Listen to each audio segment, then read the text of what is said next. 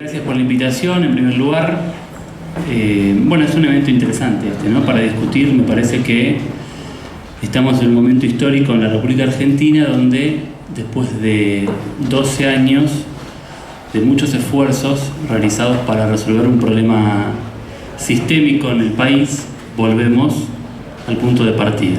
Volvemos a una situación donde lo que estamos debatiendo fundamentalmente es si la forma de resolver el endeudamiento externo es cancelando el endeudamiento o generando una nueva política de endeudamiento para la República Argentina. Después pongámosle a esto los calificativos que querramos. Necesario, salvaje, brutal, justo, adecuado. No viene al caso en este punto. Lo cierto es que Argentina, durante los años 2005 y 2010, llevó adelante dos políticas destinadas a resolver un problema con la deuda externa argentina, y en el año 2016 el Congreso Nacional está tomando una serie de decisiones políticas que uno puede compartir o puede no compartir, pero uno no puede desconocer que son decisiones profundamente democráticas, en el sentido de que la mayoría de los diputados, y pareciera ser que la mayoría de los senadores, van a aprobar esta propuesta como la mejor propuesta para el país. Lo cual plantea también todo un debate que luego podemos charlar y tener aquí. Y esta decisión va a implicar en la República Argentina la pregunta respecto de si esto resuelve el problema de la deuda externa o si abre un nuevo ciclo de endeudamiento. El gobierno planteó que esto era la forma de cancelar y de resolver el problema de la deuda. La política ha planteado desde algunos sectores, fundamentalmente desde el Frente Renovador y desde Cambiemos, que esto es la forma de resolver el endeudamiento argentino, esto es la forma de cancelar una deuda de miles y miles de millones de dólares tomada en diferentes periodos de la historia, que tienen que ver en su origen, esto lo va a explicar seguramente luego muy bien Daniel Marcos y Alejandro Olmos, tienen que ver fundamentalmente con la génesis de la dictadura cívico-militar.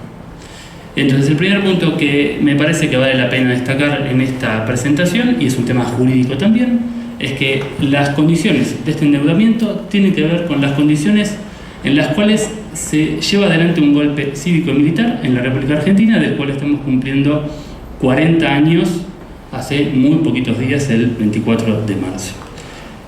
Ese golpe militar fue un golpe que implicó fundamentalmente que los principales grupos económicos tomaran la deuda externa argentina. Y esto no podemos pasarlo por alto, porque la deuda externa argentina, tal como fue generada a lo largo de estos primeros años, ha sido una deuda cuyas características de legalidad han sido puestas en discusión a lo largo también de la historia, y han sido puestas en discusión en causas judiciales. Esto es, para hablar de forma muy clarita, estamos en la Facultad de Derecho, el lugar donde yo me formé honrosamente. La deuda externa argentina ha sido investigada judicialmente y se ha logrado determinar que conformó una serie de delitos económicos en perjuicio del erario público y en perjuicio del conjunto de la comunidad, de la sociedad de la República Argentina. De modo tal que lo que estamos discutiendo hoy es pagar o no pagar un delito económico, pagar o no pagar las consecuencias de un delito económico. Y esto es una cuestión que es jurídica, es valorativa, y después si pongamos de costado la discusión respecto de si pagar en este momento es necesario o es conveniente para avanzar en una hipótesis de trabajo político y jurídico y económico que sostiene que la República Argentina solo va a conseguir inversiones en el exterior si resuelve el problema con los holdouts o con los fondos buitres, que es una discusión que me parece que es importante, pero es una discusión aparte. Pero la génesis de esta deuda es una deuda que tiene que ver con un carácter criminal de determinados grupos económicos, y digo criminal porque tiene que ver con un endeudamiento generado a partir de delitos económicos. No solamente hay un proceso de deuda externa en la República Argentina que ha llevado a que diferentes tenedores de bonos apostaron fuertemente a la construcción de una poderosa herramienta a partir del litigio sistemático durante varios años, que han sido los fondos buitres, denominados de esta manera por la comunidad internacional, sino que a nivel interno en la República Argentina también ha sucedido esto. En la República Argentina, y esto yo quiero contarlo aquí, terminé 2 minutos en esto, durante los años 80 se produjo el vaciamiento de importantes bancos que tenían funciones sociales y funciones también económicas y de rentabilidad en el sistema financiero argentino. Pongo un caso concreto, el Banco de Italia y Río de la Plata, un banco que algunas generaciones que están en esta sala conocen, otras no conocen, pero el Banco de Italia es uno de los tomadores de los seguros de cambio vinculados al endeudamiento externo. Parte de estos seguros de cambio por un problema vinculado con la absorción de la emisión monetaria en aquel momento, que se entendía que la emisión monetaria no podía superar el 7%, un ritmo del 7% anual, porque generaba niveles elevados de inflación, se absorbía a partir de unos bonos denominados justamente bonos de absorción monetaria, BAM. Cuento este caso porque me parece singular y van a ver por qué. El Banco de Italia fue objeto de una acusación penal.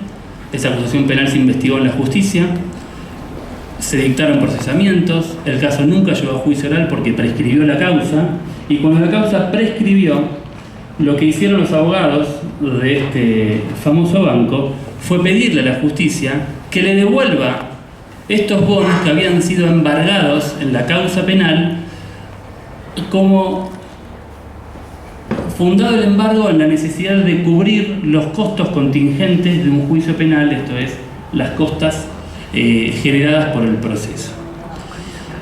Cuando pidieron el reclamo de los bonos, obviamente pidieron el reclamo de los bonos a valores corrientes. Estamos hablando ya del año 2007, 2008 y continuó luego en el 2009, 2010, 2011, 12, 13, 14, 15 y seguirá esto con el correr de los años seguramente. Con lo cual parte de estos bonos implicó que fueron actualizados a valores cercanos a los 14 millones de dólares para alguna de las láminas, mientras que otras tenían distintos valores. Estas láminas fueron puestas también en un proceso de profunda litigiosidad en la justicia argentina, donde quienes habían vaciado, se habían apoderado de una de las entidades más importantes y emblemáticas de la República Argentina. Recuerdo solamente que el Banco de Italia había nacido en el año 1890 y pico, un banco de suma importancia en el país. Lograron que algunos jueces en la República Argentina les reconocieran valores de estos bonos por estas sumas de dinero. 14 millones de dólares, hay un caso en este momento en la Corte que está cerrándose, casos de 3 millones de dólares por un lado, 4 millones, 5 millones, que son sumas de dinero que fueron al bolsillo de las personas que habían vaciado esta entidad bancaria. ¿Cuál era el origen de estos bonos? Era el seguro de cambio obtenido a partir del endeudamiento externo que el Banco de Italia había tomado con entidades bancarias del exterior. ¿Qué quiero reflejar con esto? En la República Argentina, algunos actores de la economía han litigado durante años para obtener sumas millonarias de dinero a partir de procesos fraudulentos vinculados con el endeudamiento externo. En el exterior también. Y el caso de los fondos buitres es un caso que tiene estas características. La principal razón de ser de este caso consiste básicamente en que los denominados holdouts han llevado a la práctica una estrategia consistente en sostener sistemáticamente a lo largo del tiempo el litigio como una forma de generar una inversión muy rentable a lo largo del tiempo que finalmente derivó en el cuadro que ustedes veían recién presentado por Daniel Marx, donde ustedes miran el monto de deuda reconocido para NML Capital, que es el principal tenedor de estos fondos, es la creencia de mayor cuantía monetaria. Yo tengo por acá algunos datos de estas características. Les voy a leer solamente cuánto representa NML, porque es una suma bastante significativa con relación al resto de los tenedores. NML tiene una deuda reconocida, una sentencia monetaria, como aparece mencionada en los acuerdos, por 4.653 millones de dólares. El resto de las sentencias monetarias están entre los 400 millones y los 1.300 millones de dólares para los diferentes tenedores de deuda agrupados en el universo de los denominados holdouts. De modo tal que la estrategia de fondos buitres o de los tenedores de deuda que no habían ingresado en los canjes fue justamente esta: sostener sistemáticamente una política judicial orientada a rechazar cualquier tipo de acuerdo que la Argentina llevara adelante para lograr cerrar el capítulo del endeudamiento externo. Y acá entra la discusión sobre el par y paso. Par y paso no es solamente una una regla vinculada a una forma de pago, o un acuerdo, o una oferta. Par y paso fundamentalmente es una cláusula que está en los contratos de aquella época y que tiene una característica muy significativa que no ha sido estudiada por mí, sino que ha sido estudiada por los principales abogados que en el mundo se dedican a la reestructuración de deuda externa, que no son más de 40 personas, que están nucleados en 2 o 3 estudios jurídicos en el mundo.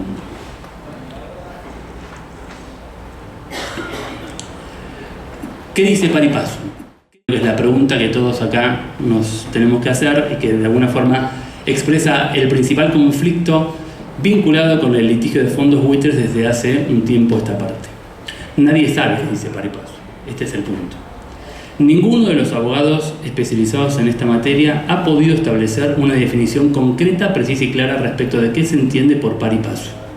Hay un estudio que está a disposición, si ustedes quieren, yo a través de las autoridades que organizaron esta actividad se los puedo hacer llegar. Es un estudio en inglés que tiene un volumen importante de hojas donde se le pregunta a cada uno de estos abogados cuál es el origen, el sentido, la aplicación y los límites del par y paso. Ninguno de los abogados se ha puesto de acuerdo respecto a qué significa par y paso. Cada uno de los abogados dio una versión distinta sobre esto y explicó un origen distinto al concepto de par y paso. Lo cierto es que Griese usó par y paso, definió una interpretación con el único objetivo de someter a la República Argentina a un proceso de acuerdo con los holdouts. En un momento determinado de tiempo donde estaba vigente otra cláusula, que es la llamada cláusula Rufo, que es la cláusula que establece la obligación de mejorar las ofertas a quienes estaban dentro, a quienes acordaron dentro del canje del 2005-2010, en el caso de que los holdouts tuviesen una oferta de características más favorables. Esta cláusula venció, si la memoria no me falla, a principios del año, creo que en enero del 2015, de modo tal que en el interregno entre que la Corte de Segundo Circuito de los Estados Unidos resuelve el caso conjuntamente con el juez de instancia, Tomás Griesa, y que esto llega a la Corte, era crucial para los fondos buitres llegar a un acuerdo en ese momento que generara una mejor condición para su posición jurídica, y era crucial para la República Argentina tratar de forzar al máximo posible una situación de estiramiento de esos acuerdos hasta el vencimiento de la cláusula Rufo.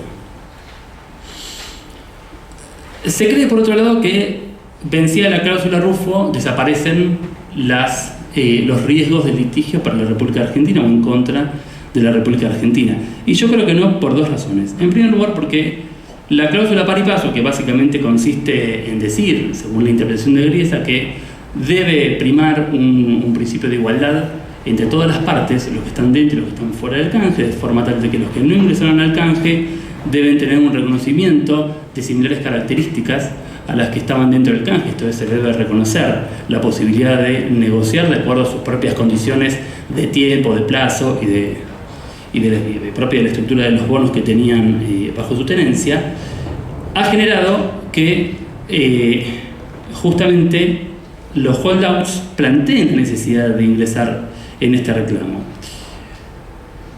El reconocimiento que se llevó a la Cámara de Diputados y ahora está en la Cámara de Senadores como parte de los acuerdos firmados entre la República Argentina y los diferentes tenedores, plantea la pregunta si una vez cerrado este acuerdo, con una sanción por parte del Congreso de la Nación de la emisión de los diferentes montos de deuda para pagar a los holdouts, no va a dar derecho a los hold-in a plantear reclamos que lo coloquen en situación similar o en una igual situación que los ahora denominados holdouts. Esto es, la dinámica de la cláusula par y paso es una dinámica circular que puede dar lugar a esto, a que los holding planteen ahora que tienen derecho también a tener una igualdad de trato en iguales condiciones que los holdouts. Este es uno de los puntos que expresa la discusión respecto de por qué par y paso, que es una cláusula que ha sido interpretada de forma descabellada, puede todavía ser reinterpretado por los holding para obtener sentencias vinculadas a la diferencia entre el reconocimiento que ellos aceptaron en su momento y el reconocimiento que ahora aceptan los holdouts, que tiene características muy puntuales. Yo no recuerdo ahora las cifras concretas, pero básicamente en el 93 aceptó una quita que implicaba reconocer un tercio de la deuda, y las deudas para los holdouts implican ganancias cercanas al 1500% de las deudas originales. Creo que por acá va la cuestión numérica. Pero hay un segundo punto vinculado a los riesgos legales que tienen que ver con el hecho de que el propio acuerdo con NML no descarta los riesgos legales. De hecho, hay una cláusula muy puntual, que yo se las voy a leer, porque es bien interesante también, que marca que justamente NML se reserva los derechos de litigar. El punto 6 del acuerdo firmado entre la República Argentina y NML dice lo siguiente: independientemente de cualquier otra disposición en el presente acuerdo, nada aquí impedirá o limitará la capacidad de las partes demandantes de litigar para salvaguardar su posición legal.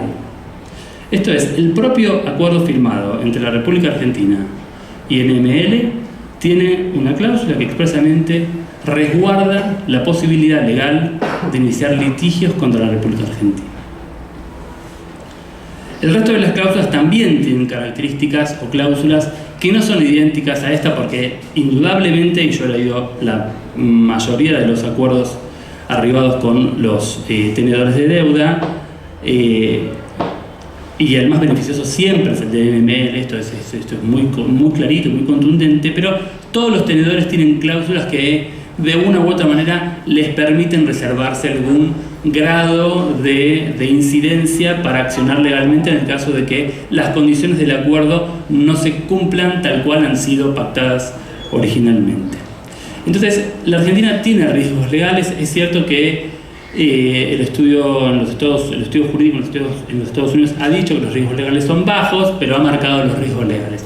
Cuando esto acá debe haber una gran cantidad de abogados, cuando los abogados discutimos respecto del el diagnóstico legal de un caso, o tenemos que analizar una determinada situación respecto del punto de vista del derecho, sabemos perfectamente que no podemos aseverar tajantemente que algo no ocurra. Justamente la gran fortaleza del derecho en la República Argentina y en el mundo es la capacidad creativa para poder salvaguardar lo que se entienda como el interés jurídicamente protegido de quien tenga derecho a reclamar. Con lo cual, difícilmente la República Argentina está exento de algún riesgo legal. Esto no quiere decir que el riesgo legal se transforme en una acción legal concreta contra la República Argentina. Puede acontecer o no.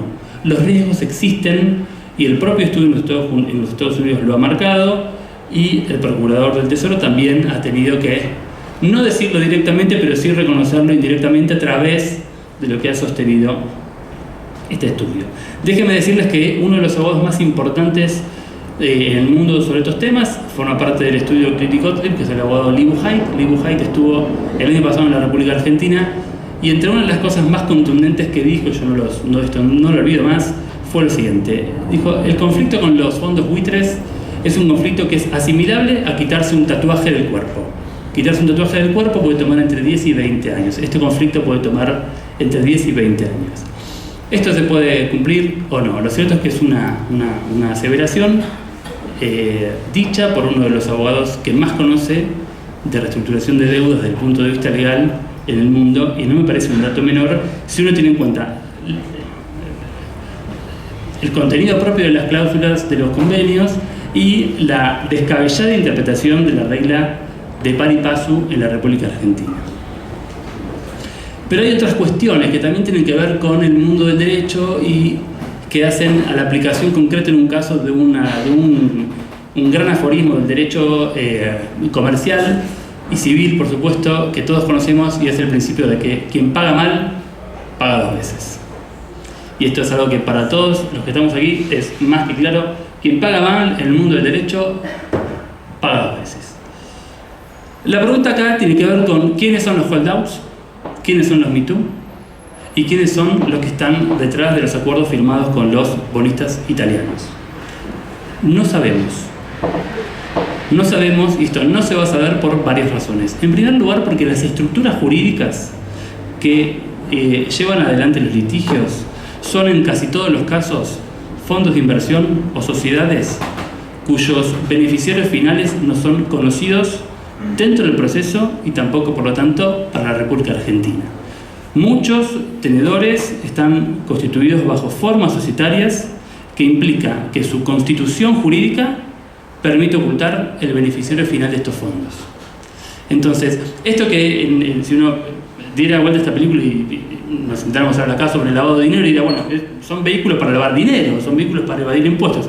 Bueno, esta discusión yo no la quiero plantear acá porque creo que no es el caso, pero son las mismas estructuras jurídicas utilizadas en este caso para exigir el pago de los bonos. ¿Quién está detrás de NML Capital? No lo sabemos. ¿Quién está detrás de los MeToo? No lo sabemos. ¿Están detrás de los MeToo los holdouts que cobraron como holdouts y cobran nuevamente como MeToo? No lo sabemos. Con lo cual, quien paga mal, paga 2 veces. Y además hay una cuestión adicional a esto. La República Argentina tiene mucha historia y mucho conocimiento respecto a cómo en los procesos judiciales por quiebras no se verifican las acreencias. Si uno va y toma al azar cualquier proceso de quiebra en la República Argentina y se pregunta ¿quiénes son los acreedores? Una simple declaración basta para que un crédito pueda quedar verificado, un crédito en el marco de una quiebra. En este proceso, NML Capital y todos los procesos que están anidados en el segundo circuito de la justicia norteamericana, tampoco se sabe quiénes son, porque las certificaciones de las deudas se han presentado, sobre todo en el caso de los MeToo, con una simple declaración jurada presentada y labrada en el expediente. Con lo cual, esta cosa que también decían recién con una lucidez extrema Daniel Marx, pagar $1.000 millones por una creencia no verificada genuinamente es un costo muy alto para un país. Yo planteo estas cuestiones porque me parece que son temas que tienen que ver con la construcción jurídica o los problemas jurídicos que están vinculados con este caso. Los bonistas italianos estaban agrupados en 3 canales litigiosos, 3 juicios presentados ante el CIADI. Dos de esos juicios, el año pasado, allá por el mes de noviembre o diciembre, fueron cerrados porque el Tribunal del CIADI, de acuerdo al reglamento de funcionamiento, entendió que si ninguna de las partes pagaba los costos del laudo, el laudo se cerraba. Ninguna de las partes pagó, la República Argentina no pagó porque no reconocía la jurisdicción del CIADI, los reclamantes no pagaron tampoco pretendiendo que pagara la Argentina, el responsable del laudo dijo, italianos, argentinos, el laudo se cierra. Se cerró el laudo, se cerraron 2 laudos. Un tercer laudo quedó abierto porque se estaba produciendo prueba dentro de él. Y el acuerdo que la Argentina firmó con los italianos, a través de un representante de una organización que nuclea a los italianos, se enmarcó o se inscribió dentro de este tercer laudo que sí estaba activo. Pero incluyó a los tenedores del laudo activo más los tenedores de los otros 2 laudos, que en realidad cuyas deudas habían fenecido. Yo no voy a decir mucho más que esto, ustedes están aquí y saben perfectamente de que si el litigio se cerró, discutiremos después si una deuda natural hay que pagarla, si es ético o no es ético, si moralmente corresponde pagarla, pero lo cierto es que en el marco de la instancia o el instrumento construido y diseñado en el mundo de las relaciones internacionales para reclamar un acuerdo, ese laudo había sido cerrado. ¿Es inteligente que la Argentina pague? Creo yo que en este contexto no. Por lo menos con relación al caso de los bonistas italianos.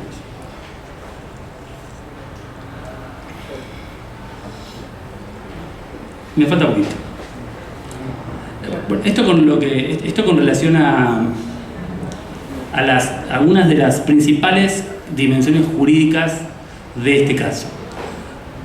Ahora, aquí hay algunas dimensiones políticas que yo creo que vale la pena que nosotros discutamos en 2 planos. El primer plano es el plano democrático. La República Argentina tiene que aceptar que un juez de una jurisdicción X, y yo no quiero con esto rebajar la jerarquía de un juez de distrito, porque no me interesa a mí hacerlo, pero sí el hecho de que un juez del exterior le imponga como condición a la República Argentina, cuyo Congreso es soberano, que la forma de negociar tiene que ser aceptar la derogación de leyes dictadas soberanamente por el Congreso. Y eso es un punto que marca los vínculos, que yo creo que son fundamentales, porque lo que estamos discutiendo en la Argentina es siempre lo mismo, es los vínculos entre las finanzas y la democracia, la discusión más profunda que hay aquí es esta, es cómo las finanzas doblegan a la democracia detrás de grandes relatos respecto de el déficit de la República Argentina, los problemas de pago, los problemas de los intereses soberanos, o de los intereses financieros, etc. El primer punto entonces es este: la República Argentina ha sido sometida a una extorsión llevada adelante por un conjunto de tenedores extranjeros, y con la complacencia de un juez que ha dicho la Argentina tiene que negociar, y el acuerdo negociado tiene que incluir la derogación de 2 leyes dictadas por el Parlamento. El Parlamento toma este dato, lo acepta como un dato de la realidad, no lo cuestiona ni moral, ni política, ni soberanamente. Creo que este es el problema más profundo que hay de fondo en esta cuestión, y es el grado de soberanía de nuestro Parlamento, que acepta sin ningún tipo de discusión y con un voto mayoritario una extorsión lisa y llana de intereses financieros concentrados en el exterior. Esta creo yo es la discusión más profunda. El segundo nivel de esta discusión tiene que ver con que la Argentina había logrado por primera vez en el mundo alcanzar acuerdos en el marco de la ONU para fijar reglas claras sobre cómo resolver litigios de reestructuración de deuda que le han costado a los principales países pobres del mundo costos económicos, costos sociales, costos culturales y costos financieros enormes. Básicamente, costos que implican afectaciones a derechos humanos. Y estos acuerdos lo que rompen fundamentalmente son estos principios de la ONU, de equidad, de solidaridad, de respeto al desarrollo económico de un país, y además rompen una ley dictada por el Parlamento que declara de orden público estos principios. Con lo cual estamos negociando sin tener en cuenta el rol de la República Argentina en el concierto de naciones, que es un rol que tiene que contribuir a la paz y a la solidaridad internacional. Y esto es un punto muy importante si uno tiene en cuenta los problemas de la deuda en Puerto Rico, en Jamaica, en Haití, en Grecia y otros países del mundo que están atravesando una situación similar a esta. Con lo cual, y con esto cierro, creo yo que el acuerdo tiene problemas jurídicos, hay problemas políticos y hay problemas morales que ameritan un replanteo de esta cuestión desde el punto de vista de los vínculos que en la República Argentina y que en el mundo se están planteando respecto del rol de la democracia y las finanzas. Estos dos universos de problemas son dos universos que no están hasta ahora pensados en su grado de complejidad, y lo que ha pasado a lo largo de la historia es que finalmente las finanzas definen las reglas jurídicas o las reglas de juridicidad sobre la democracia. Lo que no podemos permitir, y tenemos que darnos la posibilidad de debatir en esta casa de estudios, es qué sentido tiene una democracia si las finanzas le ponen el coto y le ponen los principios de su juridicidad. Hasta aquí mi presentación y luego dejo abierta